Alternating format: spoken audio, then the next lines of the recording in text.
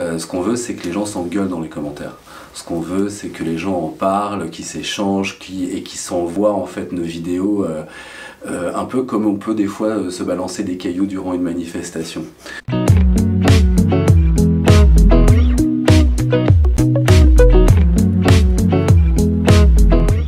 Marc, Fabrice, Axel, bonjour. Bonjour. Bonjour. Vous êtes tous les trois les créateurs d'une web-série, d'un format, je ne sais pas trop comment l'appeler, qui s'appelle « Et tout le monde s'en fout ». La première question, c'est est-ce que vous pouvez présenter « Et tout le monde s'en fout ». C'est moi, tout le monde s'en fout, c'est moi très clairement. Vas-y. Parce que vous avez des pulls que vous allez vous la péter. Et tout le monde s'en fout, c'est une web-série, effectivement, on peut dire une web-série, qui traite de sujets sociétaux, qui vise à changer l'individu au sein d'une société. Et tout le monde s'en fout, c'est une web-série qui traite de dissonance cognitive, en fait, c'est-à-dire du décalage entre ce qu'on fait, ce qu'on croit et ce qu'on sait. Et ça met le doigt souvent sur ce décalage-là. Voilà, c'est une série humoristique avec une mini-trame de fiction, en fait, qui peut relier tous les épisodes pour ceux qui les regardent dans l'ordre. Ah, il y a un fil rouge. Voilà. Et l'idée, comme le titre l'indique, c'est que le spectateur arrête de se foutre du sujet qu'on évoque. Donc on l'a réfléchi, on l'a construit avec un titre souvent qui est assez large sur une thématique qui peut paraître globale, les émotions, la colère, les politiques. Et là-dedans, on a un message très anglais, très précis, dont l'objectif c'est pas tant de dire la vérité ou la bonne manière de voir les choses, mais de créer le débat. On veut essayer d'allumer la mèche pour que les gens arrêtent de s'en foutre, qu'ils soient d'accord ou pas. C'est ça l'idée. Ben, je rebondis tout de suite, je saute des questions au passage, mais tant pis. Les sujets, ils sont quand même très simples, si je puis dire. C'est la mort, l'amour, le sable, les seins récemment, l'eau. Comment est-ce que vous les choisissez, ces sujets-là? C'est celui qui crie le plus fort. On prend des mots au hasard. On coupe la tête d'un canard et on le fait courir avec la tête coupée, et là où il tombe sur le mot, au moment où il meurt, on choisit ce sujet-là. On a fait qu'une poule, mais c'était moins efficace. C'est moins efficace, que ça dure moins longtemps que le canard. Ouais. Donc vous n'avez rien d'écolo en fait? Ah non, c'est tout ça. surtout pas. L'écolo quoi? Non, c'est pas notre truc. Non, c'est la colère qui nous... Souvent, c'est le fil rouge du choix de nos épisodes, c'est qu'est-ce qui nous énerve, sur quoi on a envie de râler. Et c'est aussi la manière... c'est la boussole pour savoir comment on attaque un sujet. C'est sur quoi on râle, qu'est-ce qui fait qu'on en a ras-le-bol, et comment on fait pour que les gens arrêtent de se foutre de ce sujet-là. On essaye aussi d'aller chercher que des sujets qui sont simples, et parce que du coup ils touchent à la vie de tout le monde. Tout le monde est concerné, on essaye à chaque fois de réfléchir à montrer quelque chose qui nous relie tous, et sur lequel on est plus ou moins en galère, en difficulté d'analyse, en blocage, en conflit parfois au sein de la société, mais voilà, qui nous touche tous. On vise une sorte de fibre un peu universelle, et d'essayer d'aller voir comment tous collectivement on a mis des œillères sur le sujet qu'on va traiter. Depuis le début, en fait, on a une tendance à alterner en fait les sujets. Si vous regardez, il y a un sujet qui va vers l'extérieur, qui est sociétal, et on a un sujet qui est personnel, de développement personnel en fait, et qui touche la personne et l'individu. Donc souvent on essaye de passer de l'un à l'autre comme ça, donc il y a souvent un sujet vers l'extérieur, un sujet vers l'intérieur, vers l'extérieur, vers l'intérieur, parce qu'il y a cette croyance que pour arriver à changer le monde, il faut commencer par se changer soi-même. Du coup voilà, c'est une façon qu'on a de choisir nos sujets. Et surtout, le truc principal, c'est le plaisir. Nous, on essaie de traiter les peu de fois où on traite des sujets qui nous intéressent moins, ou qu'on traite parce qu'on s'est dit tiens, ça serait bien qu'on le traite parce que c'est dans la continuité, dans la lignée de ce qu'on fait, et si on n'y a pas un attrait personnel, individuel, c'est moins bien en fait. Donc on essaie de garder aussi chacun, d'amener nos personnalités, et de rester sur... On s'est dit le jour où on se marre plus, en faisant Et tout le monde s'en fout, on arrête. C'est vraiment la ligne directrice. Et très concrètement, ce qui se passe la plupart des fois, c'est un ou trois appellent les deux autres en disant hey, les gars, regardez ce truc de ouf que j'ai lu ou que j'ai vu dans un documentaire, c'est incroyable, et tout le monde s'en fout. Et ça démarre comme ça, dès le premier épisode, c'est la mécanique, et encore aujourd'hui, ça reste la mécanique, quoi. Après, on a un stock. Hein. Oui, il y a de quoi traiter. En tout cas, ce qui frappe quand on regarde vos contenus, tous, c'est que le sujet, il est extrêmement fouillé, on a beaucoup d'informations, et on a l'impression que même c'est la vérité. Ça l'est certainement, d'ailleurs. On essaie de monter une secte, hein, c'est un peu notre but. Au même titre qu'on a l'impression, quand on regarde le JT de France 2, que c'est la vérité, la question qu'il y a derrière, c'est comment est-ce que vous les travaillez? Comment est-ce que vous sourcez les informations que vous donnez? Comment vous travaillez? On a un marque. On a un marque dans notre deck. En gros, on utilise le comparatif avec le JT est plutôt pertinent parce que moi j'ai été journaliste pendant 7 ans et demi et du coup je suis venu avec les mêmes méthodes de travail que celles de la presse et de la recherche universitaire.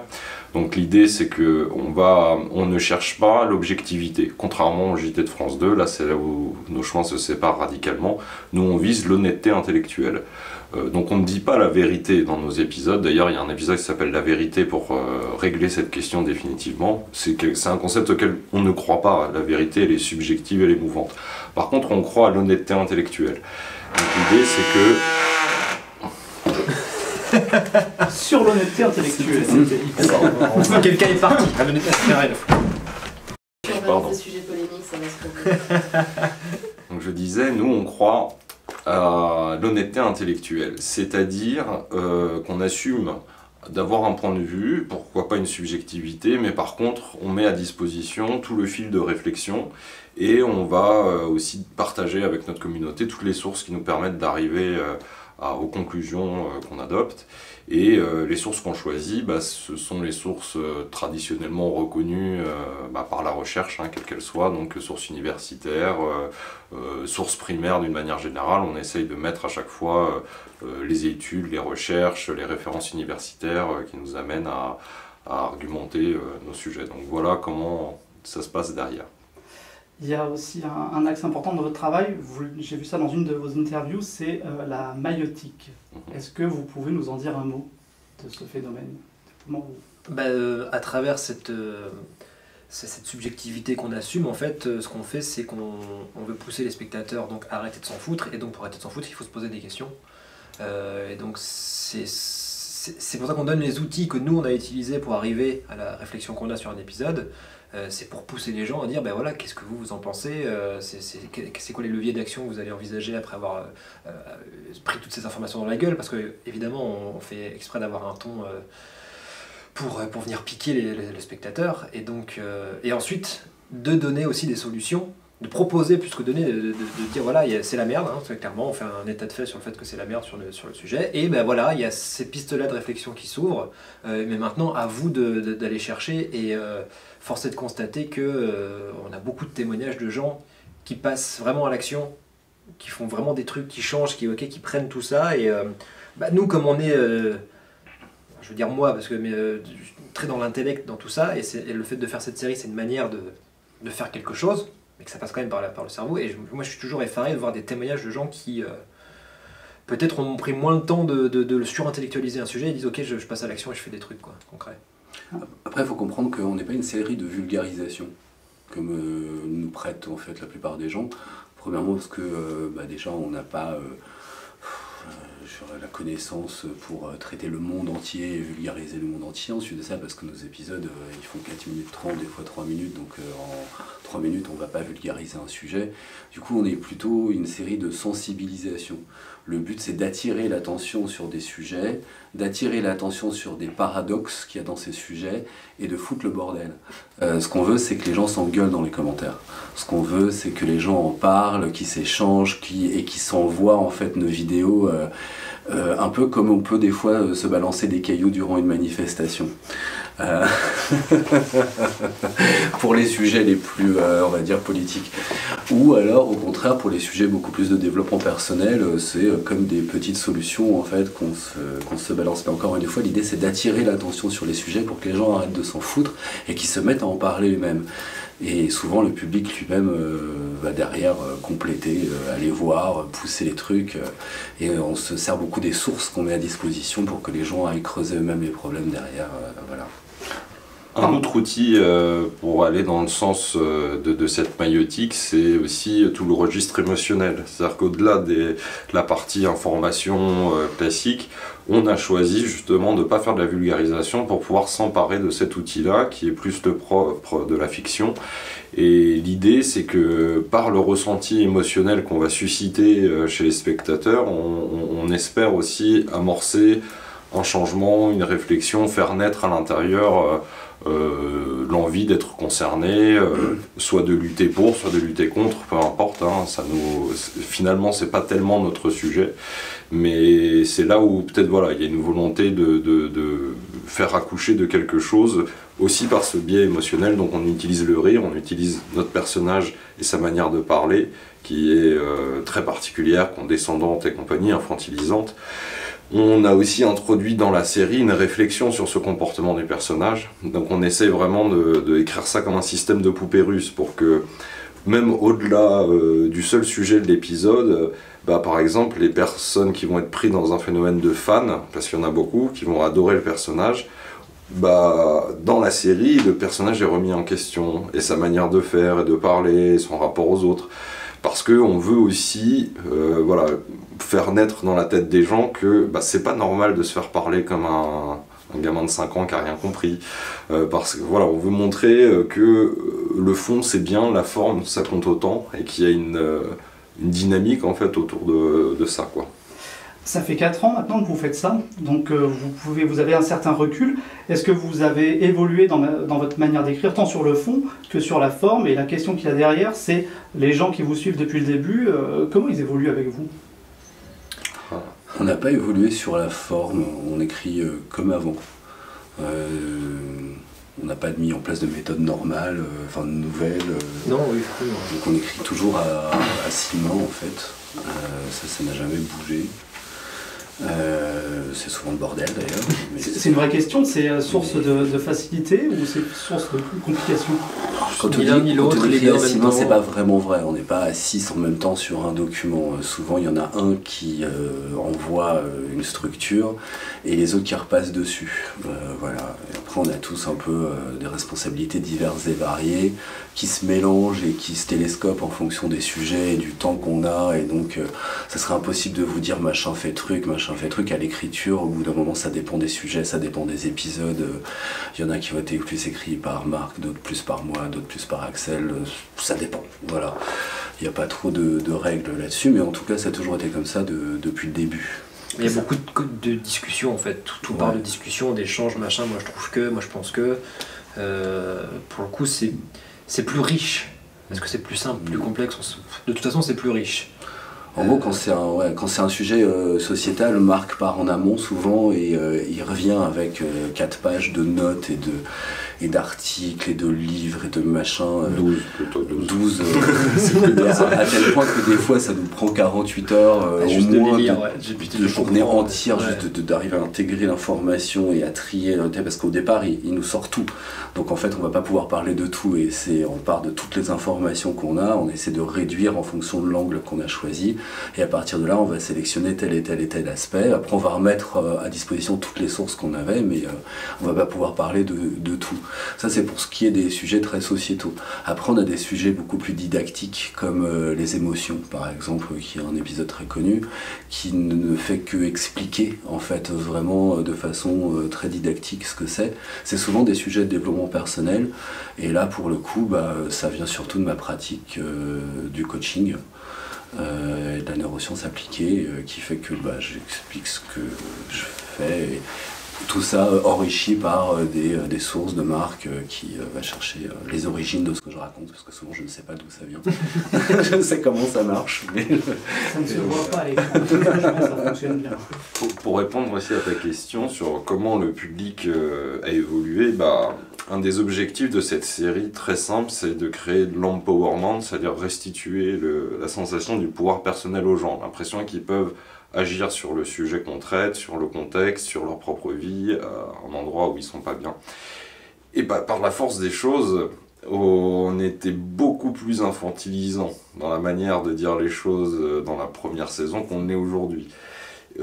Certainement, il y a des choses qu'on pouvait faire il y a 3 ans sur l'écologie, par exemple, qui sont beaucoup plus difficiles à faire passer de la même manière aujourd'hui. Par exemple, le ressort de la culpabilité, le ressort de l'alarmisme et compagnie. Autant il y a 3 ans, il y avait une vraie demande là-dedans, les gens fonçaient, se partageaient les vidéos. Autant là, en 2020, c'est plus du tout le même contexte. Et on voit d'ailleurs que certains de nos épisodes sur le sujet ont un peu moins bien marché, parce qu'on n'a peut-être pas intégré le fait que ça fait 3 ans qu'on dit aux gens de reprendre le pouvoir, de se responsabiliser, et du coup, peut-être qu'à un certain endroit, c'est en train de faire son chemin, et que... Alors, je ne vais pas nous prêter des mérites à nous seuls, il y a aussi un contexte de société qui fait que les gens sont plus renseignés sur ces questions, et on est obligé d'adapter notre discours, quoi, et de faire en sorte aussi d'intégrer cette volonté de prendre le manche, de participer, de faire quelque chose, de ne pas être écrasé par une info anxiogène, ou de ne pas être enfermé, entre guillemets, dans le cul-de-sac d'un problème dans lequel le spectateur ne peut rien faire. Quand on fait ça aujourd'hui, ça crée du rejet. Autant il y a 2-3 ans, les gens étaient contents, puis se le balançaient les uns les autres, aux potes climato-sceptiques et compagnie. Et voilà, ça c'est une vraie évolution qu'on a notée. C'est une bonne nouvelle parce que ça veut dire que les gens ils sont prêts à passer à l'action maintenant, il faut leur donner des solutions. En tout cas, on est moins dans la découverte du problème. C'est-à-dire qu'on n'est plus en train de se rendre compte que c'est la merde, on le sait, et on commence à dire « ouais c'est bon, arrêtez de nous dire, maintenant on essaie de réfléchir à c'est quoi notre place ». C'est quoi la part de responsabilité, c'est quoi les leviers d'action. Donc oui, c'est une bonne nouvelle. Pour nous, moins, parce que du coup, faut qu'on s'adapte. Mais oui, tant mieux, ça veut dire que ça porte ses fruits. Il y a des centaines de milliers de personnes qui vous suivent, qui voient vos vidéos. On parlait des JT, c'est un peu les audiences de JT presque. Ça veut dire que vous avez une sacrée responsabilité quand vous faites un contenu. Est-ce que ça rentre dans vos têtes ou dans le jeu d'écriture?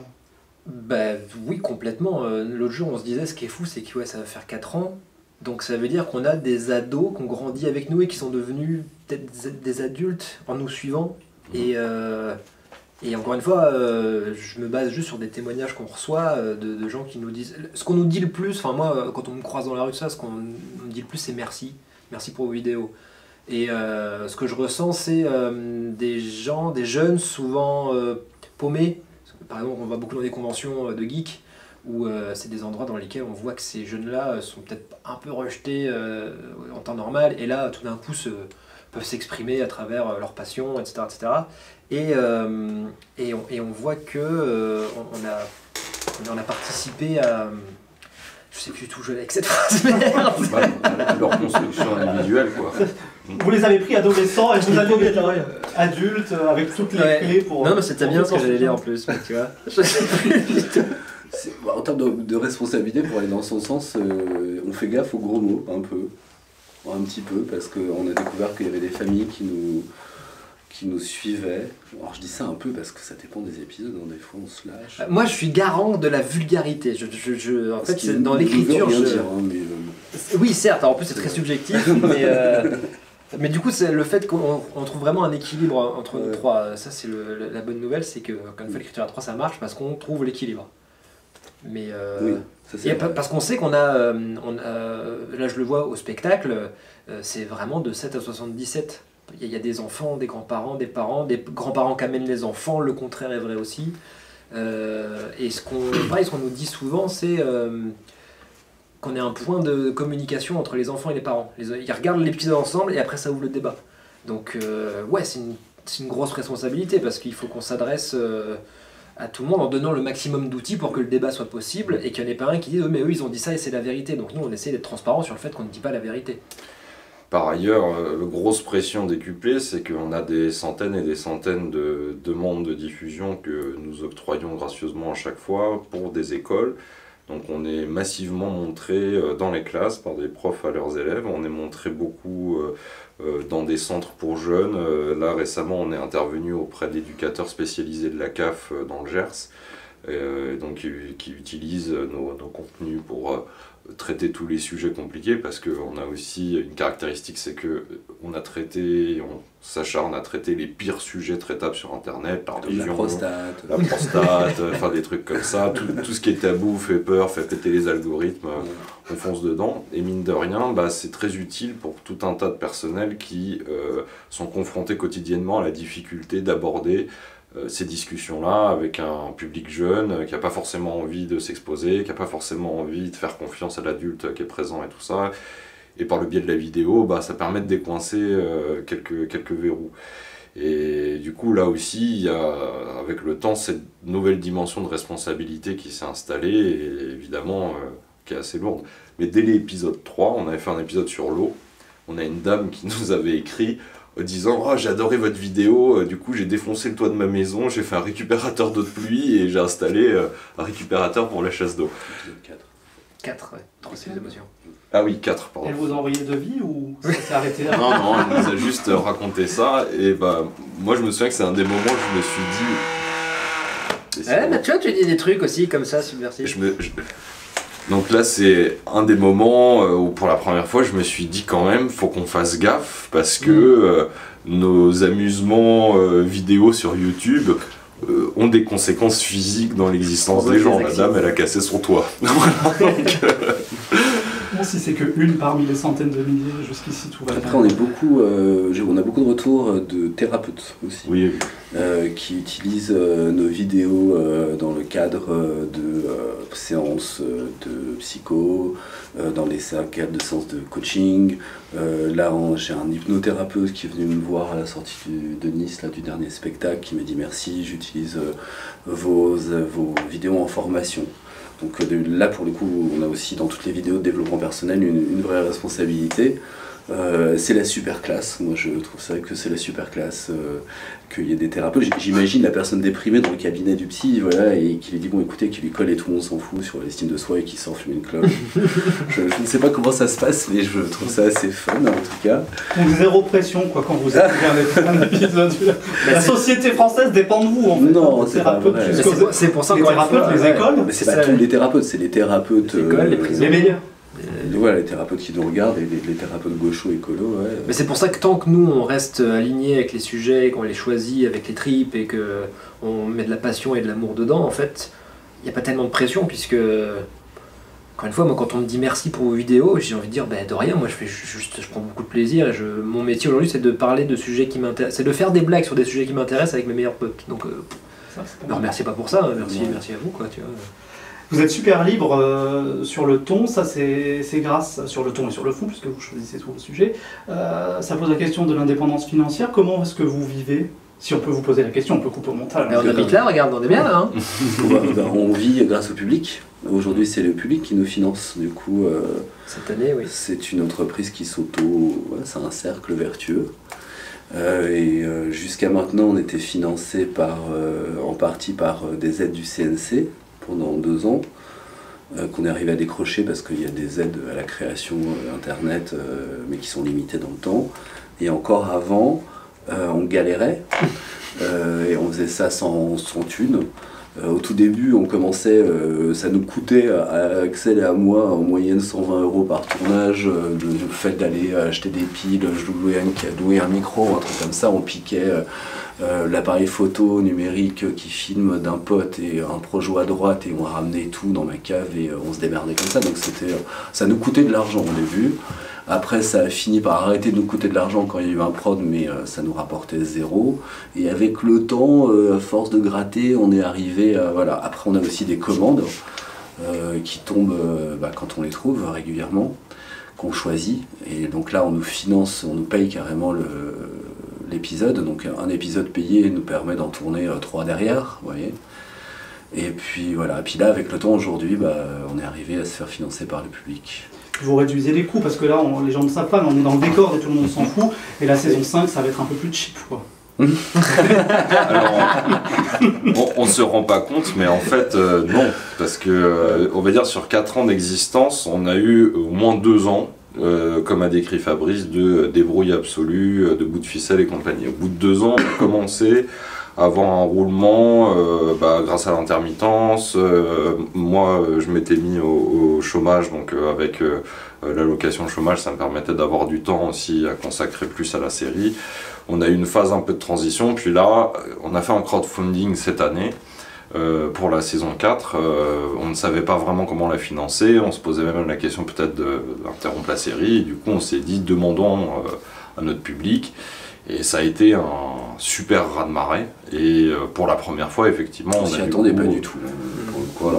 on a eu beaucoup plus de financement que ce qu'on croyait grâce au public. On a eu plus de financement grâce au public qu'on en a eu des institutions en fait. C'est À ça. se demander pourquoi on n'a pas commencé par faire ça. Tout simplement, Pour vous donner les chiffres, hein, puisque tout le monde va se questionner que c'est disponible sur Internet, on a levé 164 000 euros. 168 000 euros, voilà. Sachant que moi je pensais qu'on en aurait 30-40 max, quoi, et que déjà c'était super, on avait demandé 30 000 au début, et ça a été beaucoup plus. Pour se donner une idée, le maximum du CNC, c'est 50 c'est 000. 50 000 par an. Et c'est de l'argent qui nous permet de produire et tout, on s'en fout pendant un an. Donc c'est 50 000 divisé par autant de personnes qu'engagent et tout, on s'en fout. Aujourd'hui, quand on est en tournage, c'est à peu près une équipe de 17 en tout. Si je compte la production, les stagiaires, les monteurs, les machins, le mixeur son, le gars qui vient un jour là, l'accessoiriste et tout. Donc c'est beaucoup.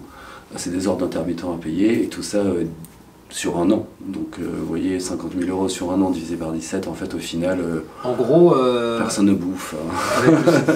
avec le financement du... C'est pas faux.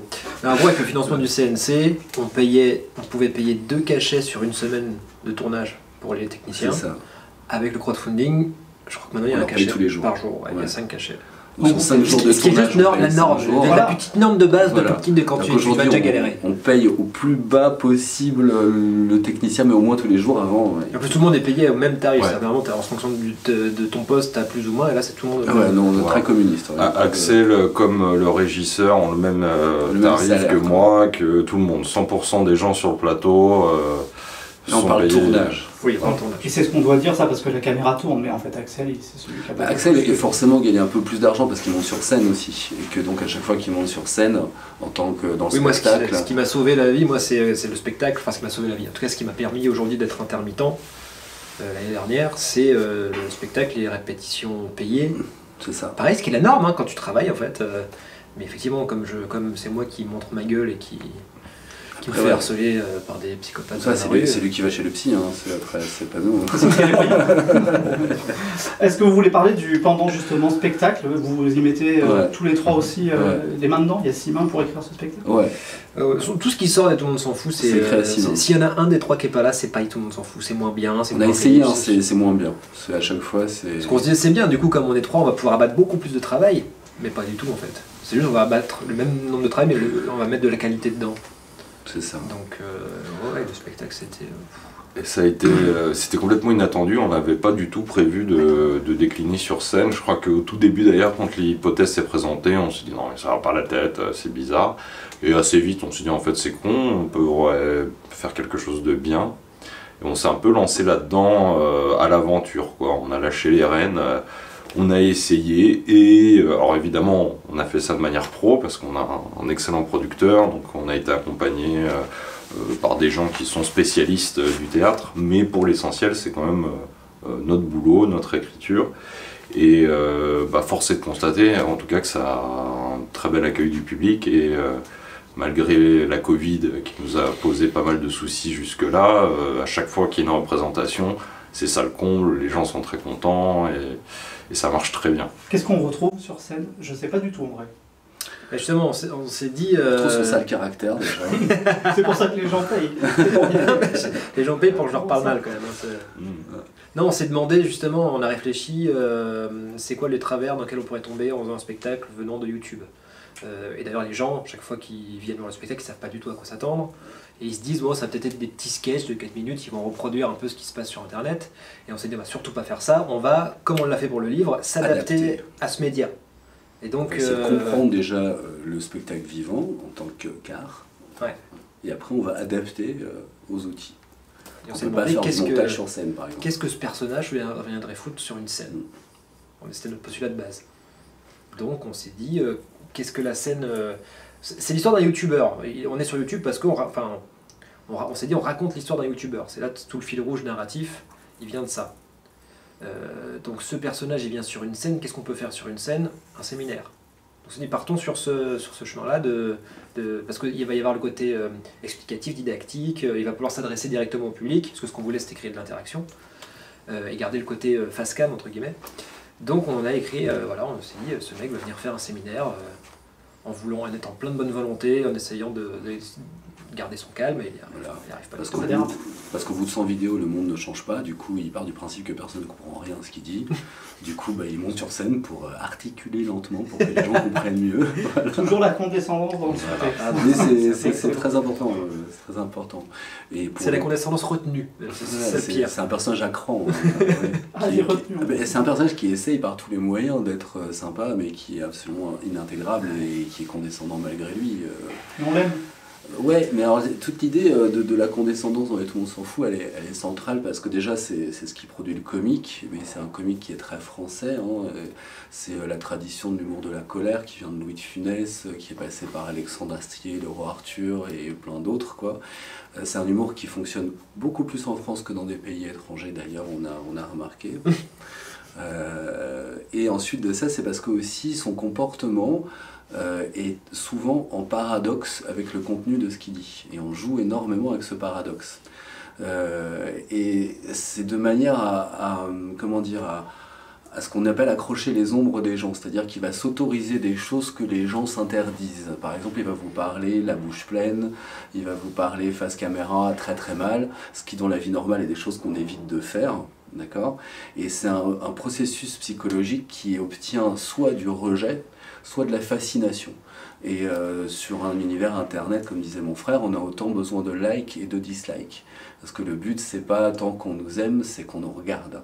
Et du coup, on a utilisé ce personnage qui est très provoquant et qui a un contenu très bienveillant, mais qui a une forme très malveillante, de façon à créer ce bug et à attirer l'attention du spectateur. Force est de constater que ça fonctionne assez bien. Ce paradoxe aussi, à mon avis, il rend tout le discours beaucoup plus acceptable pour Monsieur Tout-le-Monde, parce qu'en fait, ça nous renvoie à nos propres paradoxes à tous. On va pas se mentir, la plupart des gens qui regardent et Tout le monde s'en fout, ne sont pas forcément des militants chevronnés, mais sont des gens en questionnement, qui s'intéressent au sujet de genre, au sujet d'écologie, à la psycho-développement personnel. Et je viens de me perdre. Mais Axel va pouvoir te relancer merveilleusement. Oui, absolument. La condescendance. La condescendance, Monsieur Tout-le-Monde. Oui, on crée le paradoxe pour Oui, c'est ça. Excusez-moi. Donc, la condescendance et ce côté paradoxal du personnage rend accessible le message et permet en fait au spectateur de ne pas se sentir écrasé par un discours moralisateur ou culpabilisant, dans la mesure où le mec en face est en train de te dire c'est très mal de polluer en mangeant une banane qui vient de l'autre bout du monde. Ce qui fait que le fait qu'il soit agaçant crée du recul par rapport au spectateur et détache en fait, on va dire, le personnage d'un rôle de gourou. Souvent dans les vidéos de développement personnel, vous avez des gars qui vous parlent de l'amour avec une voix comme ça, et ils sont habillés en blanc, avec un petit ruisseau et un petit arbre parce qu'ils parlent d'écologie, alors il faut que ce soit beau et que des abeilles qui passent dans le cadre. C'est du ton blanc sur blanc sur blanc sur blanc, et au bout d'un moment, ça crée une ambiance de gourou en fait. Vous voyez, je vais t'expliquer la vérité. Tandis qu'en mettant ce personnage qui est en contraste, on crée ce recul qui fait que le spectateur va pouvoir le remettre en question et tirer ses propres opinions de ce qu'il voit. Et t'as même dit on l'aime ce personnage. En fait, ça m'a échappé. Ouais, mais c'est vrai qu'il est attachant parce qu'il est imparfait et on voit qu'il souffre. Oui, et puis il galère. Et en fiction, c'est comme ça qu'on crée de l'attachement à un personnage. C'est pas du tout en créant un personnage qui te ressemble, c'est juste en créant un personnage qui souffre. Et plus un personnage souffre, plus tu t'attaches à lui et plus tu t'identifies. Donc ça, il faudrait que le cinéma français comprenne ce principe. Et arrête de financer uniquement des films où on met en scène des monsieur et madame tout le monde en se disant qu'on va s'identifier en tant que spectateur. Parce que l'identification, c'est le ressenti de la frustration du personnage. C'est un des premiers sentiments qu'on a tous eu quand on est né, parce qu'on est dépendant de notre environnement pour y répondre. Comme attraper les bonbons, on ne peut pas marcher, on ne peut pas bouger, notre tête elle est trop lourde. Quand on est un bébé, on peut juste crier, se pisser dessus, se chier dessus et il ne se passe rien d'autre. Du coup, on ressent très très tôt neurologiquement ce manque, en fait, cette frustration, l'écart entre ce qu'on veut et ce qu'on obtient. Du coup, l'identification dans une histoire, elle se crée chez le spectateur au moment où il ressent la frustration de ce personnage. Et ce sentiment est universel, quelle que soit l'époque, quelle que soit la culture, parce qu'il est humain, et que peu importe la culture, un bébé, quand ça naît, c'est toujours un bébé, en fait. Donc neurologiquement, c'est les premiers trucs qu'il imprime, donc le cerveau réagit à ça. Et aussi, une chose qu'on a amenée de la série sur la scène importante, c'est l'idée du du processus transformatif. C'est-à-dire qu'à même titre que l'épisode, la série elle-même, chaque saison, raconte, alors appelle à la transformation du spectateur, raconte la transformation des personnages. Là sur scène, on essaie de faire en sorte que ce séminaire, ce spectacle, on en sorte changé par rapport à quand on rentre. Donc on garde cette idée-là. Et pour pouvoir innover un peu, on s'est demandé qu'est-ce qu'on peut faire avec la présence physique des gens. Donc on ne va pas aller plus loin pour ne pas spoiler le contenu du spectacle, mais on a gardé cette volonté que les gens sortent de la salle avec quelque chose qu'ils remportent avec eux, et si possible que ce soit un premier pas vers le changement, quoi. Vous leur éternuez dessus, à partir avec la Covid. Par On y a exemple. pensé. Il y a Yvette Leclerc qui faisait ça au point virgule. Moi j'ai encore 3 questions que j'essaie de faire courtes. Est-ce que Dame Léa, tu as des questions? Est-ce que vous, avant que je pose ces 3 questions, il y a des choses que vous voudriez ajouter? Il ne faut pas nous demander ça parce qu'on est très bavard et on risque de parler encore 1h30 en fait. Je précise qu'il nous reste 8 minutes. Non, vas-y, C'est mort. pose des questions. Ouais, c'est bon. Alors, on vient vous voir aujourd'hui parce qu'on aimerait que vous intégriez le chapitre S'informer du livre que les Pandaros est en train d'écrire, qui vise à présenter 80 initiatives pour un monde un peu plus enviable. C'est très subjectif. Donc, pour vous, ça veut dire quoi s'informer? 4 initiatives pour 80. 80. Le pitch, c'est 80 initiatives 80 initiatives. indispensables à un monde un peu plus enviable. D'accord, ok. Et on va le chapitrer parce qu'on a fait des grandes familles de besoins: se nourrir, se loger, se déplacer, s'informer. Ouais, je peux répondre à ces questions. Je pense que la chose la première, c'est s'informer sur soi-même en fait. Et pas après dans un deuxième temps sur son environnement, mais déjà sur soi-même et sur ses propres mécanismes. Donc ça peut être un angle, c'est-à-dire faire un état des lieux sur où en est ton estime de toi, comment est-ce que tu appliques tes croyances dans la vie, est-ce que tu es en corrélation avec tes valeurs dans ce que tu fais, ou est-ce que tu es complètement à côté parce que tu veux plaire à ton environnement. Et donc le point de départ pour moi ça a toujours été ça, c'est déjà être au courant de soi, être au courant de où est-ce que j'en suis, de comment j'évolue, de qu'est-ce qui a changé, de où est-ce que je vais. Et à partir de là, ok, une fois que tout ça c'est cohérent, à essayer d'être aligné, de partir de ces valeurs fondamentales pour produire un environnement qui soit en accord en fait avec ça. Et je crois moi personnellement que si on prend soin de soi-même en termes d'estime de soi, par la force des choses on apprend le soutien et la bienveillance parce que c'est le seul moyen de prendre soin, et que si on prend soin de soi, ça fait un soi qui prend soin de son environnement. Et donc ça fait un effet domino qui au bout d'un moment arrive à agir sur le reste. S'informer, comme le mot l'indique, ça veut dire se donner forme à l'intérieur, pour moi. C'est informer.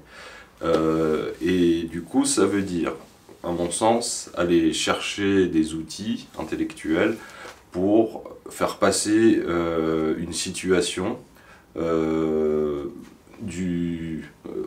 sortir, on va dire, d'une situation subie. C'est-à-dire qu'on va s'informer par rapport à un contexte, par rapport à un sujet, parce que de toute façon c'est en train de se passer, et en allant chercher la bonne information, c'est le début en fait de comprendre, modéliser et pouvoir mettre en place un plan d'action pour ne plus être passif par rapport à cette situation. Pour moi, s'informer, c'est avant tout regarder BFM TV. Mais seulement les bandeaux déroulants, on écoute aussi les... Non, mais pour moi, s'informer, c'est se confronter, sortir du déni par la remise en question, en fait. C'est sortir de la peur. Moi, je me suis longtemps, j'ai longtemps été en dehors de l'information, au sens où on l'entend quand on dit s'informer, c'est essayer de voir un peu ce qui se passe dans le monde et tout, parce que ça me faisait très peur. Et en fait, ça nourrit la peur, le fait de rester désinformé, parce que malgré toi, tu auras toujours des informations. Et en fait, si t'es pas responsable et si t'es pas toi-même volontaire dans le fait d'avoir les informations, et si t'es pas capable d'en faire le tri, tu te crées un environnement de merde. Donc moi, ça passe avant tout par la remise en question, et surtout, c'est pas parce que tu obtiens une information qu'elle est vraie. Et une nouvelle information ne définit pas ta nouvelle réalité. Moi, c'est ça que je travaille beaucoup en ce moment dans ma vie. C'est l'émotion que j'ai là maintenant, ce n'est pas le nouveau Axel jusqu'à la fin des temps, et mon Dieu, je vais tout reconstruire et tout réenvisager par rapport à ça. C'est apprendre à prendre le temps en fait à l'instant T, et de dire ok, je prends conscience de ça, mais je suis capable de le remettre en question. Et dans un contexte frappé par une évolution climatique, écologique telle qu'on la connaît, c'est certainement aussi sortir de la sidération. Nous, on est tous de générations qui ont vécu une sorte de sidération parce qu'on est né dans un monde avec des modèles et en cours de route, ces modèles-là sont devenus caducs, voire même totalement mortifères. Et du coup, face à ça, il peut se créer un phénomène de terreur, en fait, de repli sur soi, de mettre des œillères, de pas faire attention. On voit même que ça a fait élire des présidents aux États-Unis, ce genre d'aspiration. Et voilà, l'idée aussi, c'est que s'informer dans un contexte comme ça, c'est pouvoir remettre du mouvement, pouvoir remettre la menace à sa juste place. Fabrice dit souvent, enfin, quand tu as un problème gigantesque devant toi, un des premiers moyens de l'affronter, c'est de subdiviser le problème, le regarder peut-être de près pour pouvoir en fait attaquer morceau par morceau, ce qui n'apparaît pas du tout attaquable dans son ensemble, quoi. C'est ça. Comment est-ce que vous vous informez, vous, à titre personnel? Avec Marc. On a un Marc. Qu'est-ce que Marc nous dit? Et toi, tu demandes à Marc aussi. Voilà. Tu fais des conclaves avec toi-même. De manière compulsive un peu, je dois dire. Je m'informe, j'ai plusieurs manières de faire. J'essaye de garder les mêmes sources que tout le monde parce que sinon, enfin, même sources d'information, c'est-à-dire les JT, la radio, les réseaux sociaux, les choses comme ça, pour pas être hors sol non plus, pour pas me retrouver dans un univers où on n'est que dans du surintellectuel ou des mots très compliqués. Déjà, même comme ça, heureusement que j'ai mes deux acolytes, parce que si j'étais tout seul à écrire, on ne comprendrait pas la moitié du texte, quoi. Et du coup, voilà, après, j'essaye aussi de m'informer utile, c'est-à-dire que longtemps, en tant que journaliste, j'ai subi l'information comme une boulimie, je ne pouvais pas m'en empêcher. Et en gros, la première chose que je faisais le matin et la dernière le soir, c'était de regarder les infos, de regarder mon Twitter, de regarder les fils d'actu et compagnie. Et aujourd'hui, j'essaye en fait de compartimenter ça dans une dimension plus utile. Après, la matière informative, elle est essentiellement sur Internet quand même aujourd'hui, hein, c'est une des sources principales. Après, parfois, on va aussi faire de l'interview, faire du terrain. On a par exemple visité un centre d'enfouissement de déchets nucléaires à Bure pour faire un sujet sur les déchets. Et donc là, on est carrément dans le reportage de terrain, même si derrière, on ne va pas sortir un film à partir de ça, mais on va expérimenter nous-mêmes, rencontrer. Après, on parle aussi de choses qu'on pratique entre guillemets dans notre vie. Voilà, donc par exemple, il y a l'information bêtement en termes de passion, de culture, quoi. Moi, je lis des bouquins, voilà, tout simplement, sur le sujet. Si par exemple je suis coach, je continue à me former en permanence. Du coup, si j'apprends de nouvelles techniques, de nouveaux outils, de nouveaux angles, j'en parle. Je dis là, j'ai appris un truc nouveau. Voilà comment on pourrait expliquer ça aux gens. Donc je me forme tout simplement. Ou alors, par exemple, pour ce qui est du féminisme, on a un angle féministe dans Et tout le monde s'en fout. On est aussi dans un environnement autour de nous dans lequel on a des gens qui travaillent sur le sujet, qui ont fait des études sur les sujets. Moi, j'ai monté une association qui lutte pour l'égalité des genres et qui fait de l'éducation sexuelle pour adultes sans aucune partie génitale exposée. Je le rajoute à chaque fois. Ce qui fait que déjà à la base, il y a un environnement qui travaille les idées nouvelles et qui est toujours à l'avant-garde en fait, de ce qui est en train de se faire. Du coup, on évite de parler de choses qui ne nous intéressent pas ou qu'on ne vit pas aussi. Donc ça se fait assez naturellement de toute façon, quoi. Moi, ce que j'ai fait pour m'informer, vu que c'est quelque chose que j'ai fait tardivement dans ma vie et que je suis un peu feignant sur les bords, c'est que je me suis construit un environnement qui allait m'informer. Et donc, je sais que Fabrice, quand il apprend un truc, il m'appelle, il me dit oh, j'ai appris un truc de ouf. C'est comme ça qu'est né Tout le monde s'en fout. Hein. C'est Fabrice qui suivait des cours de neurosciences appliquées et qui m'appelait tous les jours en me disant j'ai encore appris un truc de fou sur le cerveau, machin, tout ça. Et tout le monde s'en fout. Et tout le monde s'en fout. Et je comprends pas que tout le monde s'en fout. En ce moment, il m'appelle, il me dit ah, j'ai encore regardé une masterclass de Scorsese, alors il dit ci, il dit ci, il dit ça. Donc, oui, c'est vrai. Je me suis créé moi, un environnement qui m'abreuve en informations. En plus, je sais que c'est des informations qui vont m'intéresser. Et ensuite. Et moi, je me souviens que si j'explique aux gens. Oui, et en plus, c'est pratique ça. Ouais. Du coup, j'appelle Axel dès que j'apprends un truc et j'explique tout ce que je viens d'apprendre pour m'en souvenir, parce que sinon ça me sort par la tête, quoi. La boucle est bouclée en fait. Et d'ailleurs, ces différents rapports à l'information donnent littéralement, et tout le monde s'en fout, au sens où on a absolument besoin du regard d'Axel qui est moins à 3 cm du bitume d'Air News pour pouvoir faire la vulgarisation aussi. Ça fait un dégradé de Ouais. comme ça un peu. Mais c'est vrai. Et c'est Là, vous avez vraiment... l'information pure et complexe avec le mot universitaire, et là vous avez Axel qui dit qui parle normalement en fait de l'autre côté et qui... D'accord, parce que tu veux dire, c'est ça. Ouais. Bah, tu es comme ça. Et alors, tu te C'est situes où, exactement toi ça. c'est tellement ça quoi. C'est vrai. Oui, non, c'est vrai. Ouais. C'est toi qui mets les mots trucs souvent à la place. En fait, moi, je supporte pas de ne pas comprendre. C'est vraiment un truc, tant que j'ai pas réussi à comprendre un truc dans son entièreté, s'il y a des zones de flou, ça m'énerve en fait. Donc, et pour le comprendre, eh ben, en fait, je me dis, vraiment, comment je l'expliquerai à quelqu'un Qui a 5 ans, qui a 5 ans, vraiment, et qui qui comprend débile. pas. Et moi-même, des fois, ça m'énerve les mots compliqués. C'est de l'ombre, hein. On parlait d'ombre tout à l'heure. Et donc, j'ai utilisé cette colère pour en faire quelque chose de positif. Et donc, c'est devenu ce truc de sensibilisation. Je me suis rendu compte que j'adorais transmettre les trucs que j'avais mis longtemps à comprendre parce que c'était compliqué. Et en plus, qui me mettait en colère parce que le fait qu'il soit compliqué, je me dis, putain, c'est pas accessible. Et ça partit de ça aussi. Tout le monde s'en fout. Il y a des trucs fondamentaux qu'il faut vraiment que tout le monde sache. Même moi j'ai lu beaucoup de... J'ai plongé dans la spiritualité, voilà, j'ai lu des trucs, un peu de tout pour voir ce que ça me rendait curieux. Et des fois il y avait des champs lexicaux, des trucs c'était complexe, mais pour dire des... Parce qu'en lisant à côté de la psychologie un peu basique, mais en fait, des développements personnels, ça c'est la même chose. Juste, il y a une bataille de, ok, mais c'est moi qui ai plus raison, c'est mon univers qui est plus apte à l'expliquer, mais en fait non, on comprend rien. Donc moi j'essaie de me situer au milieu, de dire en fait ce que vous voulez dire. J'aime bien être le médiateur de ça en fait. Ouais, c'est Ce que vous voulez dire, c'est ça. Oui, bah dites-le comme ça, arrêtez de dire des mots avec 8000 On n'est pas syllabes. obligé d'être chiant pour dire des choses importantes. C'est quoi. ça. C'est un peu ça quoi. Tu le fais très bien dans l'explication des accords Toltec. En plus, tu as les 4. Absolument, ça c'était... À cause, je sais pas encore. Il y a des trucs intéressants. Bon, il nous reste 4 minutes.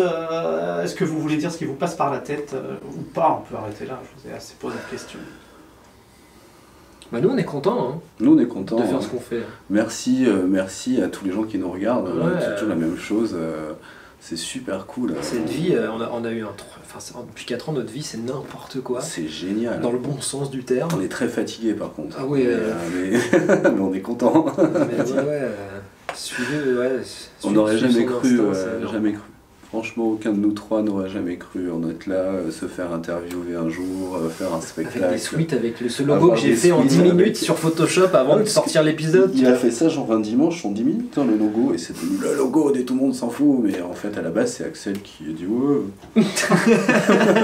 Vous Même en le êtes plutôt suite, content? Ouais, Ouais. De toute façon, vous l'avez. voilà. Ouais, bah, Moi, un truc que j'aimerais bien transmettre, puisqu'on est, on est dans un contexte pour présenter 80 initiatives qui dessinent un monde de demain, souvent on me pose la question, on nous pose la question de comment est-ce qu'on fait pour ne pas se pendre. Parce que c'est vrai que mon quotidien, il est beaucoup occupé par explorer, creuser, retourner de l'information catastrophique, angoissante, et en plus qui vient se cumuler avec l'impression finalement d'être devant un Everest de problèmes complètement insolubles.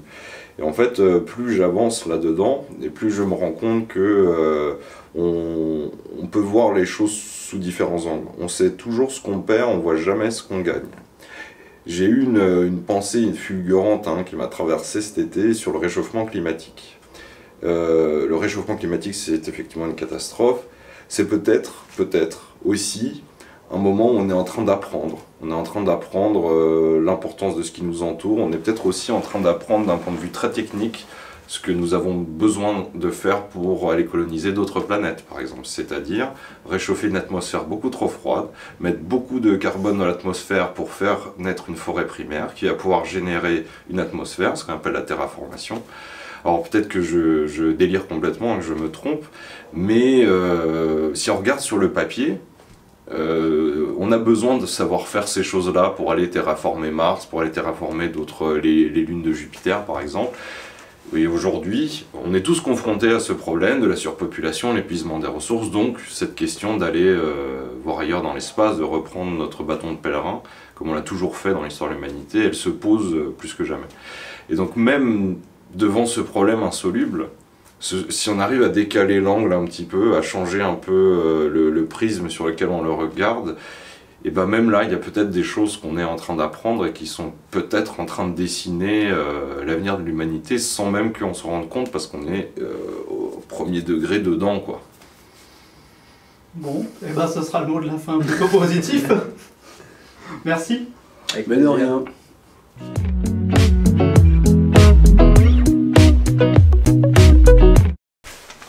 Il y a un truc que j'ai lu il n'y a pas très longtemps, en ce moment, je lis un bouquin qui s'appelle Psychologie de la connerie.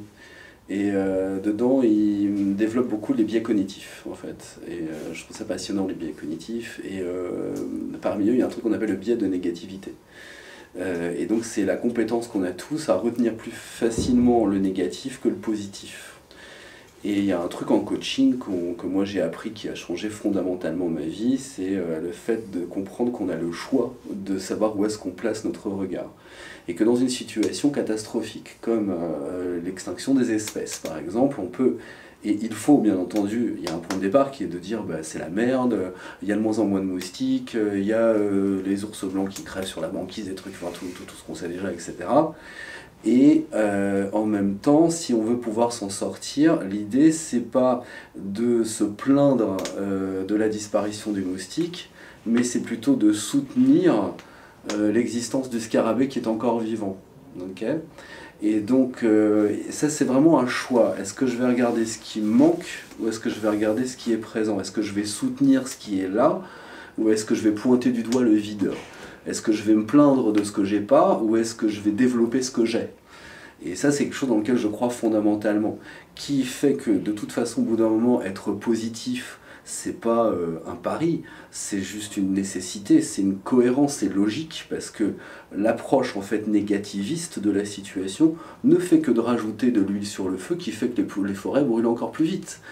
C'est exactement le point de vue qu'ont la plupart des gens, je ne sais pas quoi faire, oh mon Dieu c'est terrible, du coup je vais pomper toutes les ressources qui sortent, qui restent, et je vais les stocker chez moi pour pas que ce soit aux autres, et on verra après ce qui se passera. Tandis que si au bout d'un moment on attire l'attention sur ce qui est merveilleux, de ce qui reste encore, et de ce qui est encore possible, alors oui ça c'est mort mais ça c'est encore vivant, ça c'est plus possible mais ça c'est possible, et qu'on vraiment focalise l'énergie là-dessus, bah, on obtient un résultat au bout d'un moment, c'est cohérent. Donc il ne s'agit pas d'être optimiste, hein, il s'agit juste d'être cohérent en fait. Mais c'est pas l'injonction au positivisme. Non, du tout, c'est juste le soutien de ce qui est vivant, le soutien du vivant et de ce qui est présent. Et c'est comme ça qu'on fait en coaching beaucoup. Quand les gens dépriment, au bout d'un moment, on leur apprend qu'ils ont le choix de croire ce qu'ils veulent d'eux-mêmes en fait. Et on leur apprend comment. C'est pas parce que tu crois que ah, mais je peux pas le faire parce que je suis pas un artiste que ça veut dire que c'est vrai. Et personne t'oblige à croire ça. Et si ça te rend malheureux, pourquoi est-ce que tu le crois? Donc arrête de croire des trucs de merde. C'est la conclusion. Tu vois.